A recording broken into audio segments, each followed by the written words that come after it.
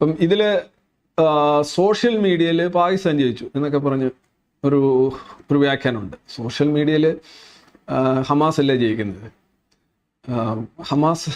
ഹമാസിനാണ് ഈ പറയുന്ന PR വാറിലും propaganda വാറിലും Hamas അവിടെ കിടന്ന്, അല്ലെങ്കിൽ ഹിസ്ബുള്ള അല്ലെങ്കിൽ ഹൂത്തീസിന് വേണ്ടി അത്രയും ഒരു മിഷനറി ആയിട്ടില്ലെന്നേ ഉള്ളൂ. അത് അങ്ങനെയാണ്. അപ്പോൾ ആ ഒരു അഡ്വാൻറ്റേജ് സ്വാഭാവികമായിട്ടും എഴുതി നിറയ്ക്കാനും ഇതേ കണക്ക് വേറെ പേരിൽ എഴുതാനും, മിക്കവാറും വേറെ പേരിലായിരിക്കും, പിന്നെ പല രീതിയിൽ അത് ദേ believe it's A part of the game. അത് അങ്ങനെയാണ് ഞാൻ കണ്ടുകൊണ്ടിരിക്കുന്നത്. വർഷങ്ങളായിട്ട് അത് തന്നെയാണ് കാണുന്നത്. അപ്പോൾ ഇന്ത്യക്കൊരു പ്രൊപ്പഗാൻഡ വാറിലോ അല്ലെങ്കിൽ സോഷ്യൽ മീഡിയയിലോ വലിയൊരു ഇതുണ്ടായില്ല എന്നുള്ളത്, അവിടെ എന്താണോ ഇതിൽ സംഭവിച്ചത് എന്നുള്ളതിനെ കുറിച്ച്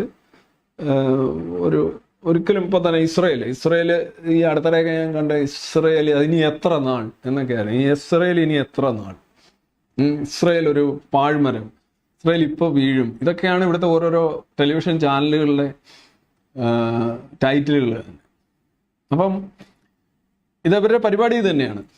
സോഷ്യൽ മീഡിയയിലായാലും ഇത് വൺ വേ ട്രാഫിക് ഇങ്ങനെ ഉണ്ടാക്കും. അപ്പോൾ അതുകൊണ്ട് അതൊരു വലിയ കാര്യമായിട്ട് ഞാൻ കാണുന്നില്ല. ഇനിയൊരു യുദ്ധം ഉണ്ടായാലും സോഷ്യൽ മീഡിയയിൽ പാകിസ്ഥാനോ ഈവൻ ബംഗ്ലാദേശ് പോലും ജയിക്കും സോഷ്യൽ മീഡിയയിൽ. ആ രീതിയിലായിരിക്കും കാര്യങ്ങൾ പോകും. ഇപ്പം ഇന്ത്യയിലെ ചാനലുകളും അതുപോലെ തന്നെ ചില ട്വിറ്റർ ഹാൻഡിലുകളും ഒക്കെ ഇച്ചിരി ഓവർ ആയിട്ട് പോയി എന്നുള്ള ഒരു ആരോപണം വന്നിട്ടുണ്ട്. ചാനലുകൾ പറഞ്ഞ പല കാര്യങ്ങളും അവർ ഇവിടെ ഒരു ടീം 10 ടാങ്ക് തകർക്കുമ്പോൾ, ടാങ്കൊന്നും തകർത്തില്ല എന്ന് ഞാൻ പറയുകയാണ്, അതിൽ കൂടുതൽ അവർ തകർക്കും, ഇവർക്ക് എവിടുന്നോ ഇൻഫർമേഷൻ കിട്ടുകയാണ്, ഇവരിങ്ങനെ പറഞ്ഞുകൊണ്ടേയിരിക്കുകയാണ്. ഒന്നാലോചിച്ച് കഴിഞ്ഞാൽ ഇതൊന്നും ഒരു അസാധാരണമായ സംഭവമല്ല.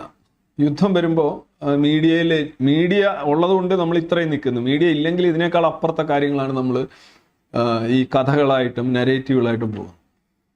യുദ്ധത്തിൽ ആരും വിജയിക്കുന്നില്ല എന്ന് പറയുന്നത് അടിസ്ഥാനപരമായിട്ട് ഈ അവകാശവാദങ്ങൾ വെച്ച് നോക്കുമ്പോൾ ആരും വിജയിക്കുന്നില്ല എന്നുള്ളതാണ്. യഥാർത്ഥത്തിൽ അങ്ങനെയല്ല. യുദ്ധം കൊണ്ട് ഒരു കക്ഷിക്ക് നേട്ടവും മറുകക്ഷിക്ക് കോട്ടവും ഒക്കെ ഉണ്ടാകും. ഈവൻ ഇറാഖ് യുദ്ധം 8 വർഷത്തിലായി നീണ്ട യുദ്ധം, അതിൽ ആരും ജയിച്ചില്ല. ഇപ്പോഴും ആരാ ജയിച്ചതെന്ന് അറിയില്ല. പക്ഷെ അതിനകത്ത് ആളുകൾക്ക് ഉണ്ടായിട്ടുണ്ട്. അതിൻ്റെ അൾട്ടിമേറ്റ് റിസൾട്ട് നോക്കിയാൽ മതി. പിന്നെ അങ്ങനെ ഓരോരോ വിശദാംശങ്ങളിലേക്ക് പോയി. ഇപ്പോൾ യുക്രൈൻ റഷ്യ യുദ്ധം ഈ നമുക്ക് പറയാൻ കഴിയും? ഇല്ല. അതിനകത്ത് നമുക്കറിയാം യുക്രൈൻ്റെ കുറേയധികം പാർട്ട് ഇപ്പോൾ റഷ്യയുടെ കയ്യിലിരിക്കുകയാണ്. 2014 പോലെ തുടങ്ങിയാണ്. പക്ഷേ റഷ്യക്ക് ഭയങ്കര ഹെവി ലോസ് ആണ്. ഇപ്പോൾ ഈ കഴിഞ്ഞ ആഴ്ചയിൽ നമ്മൾ ലൈവ് നടത്തി ഇട്ടൊരു വിഷയമാണ്. 2 ഫൈറ്റർ ജെറ്റ്സ് ആണ് റഷ്യക്ക് നഷ്ടപ്പെട്ടത്. ഡ്രോൺ വെച്ചാണ് അടിച്ചിട്ടത്. ഡ്രോൺ ഉപയോഗിച്ച് റഷ്യയുടെ 2 ഫൈറ്റർ ജെറ്റ് അടിച്ചിടുകയാണ്. എന്തിനേറെ പറയുന്നത്, ഇപ്പോൾ അമേരിക്കയുടെ ഒരു ഫൈറ്റർ ജെറ്റ് പോയി. ഈ ഹൂത്തീസിനായിട്ടുള്ള യുദ്ധത്തിൽ ഈ ഒരു എയർക്രാഫ്റ്റ് കാരിയർ, കപ്പൽ, അതിനകത്ത് നിന്ന് പറന്നു പോകുന്ന സമയത്ത് അത് ഷേക്കായി കടലിൽ തന്നെ വീണുപോയി. അതിനെക്കുറിച്ച് ഇപ്പോൾ ഒരു വിവരവുമില്ല.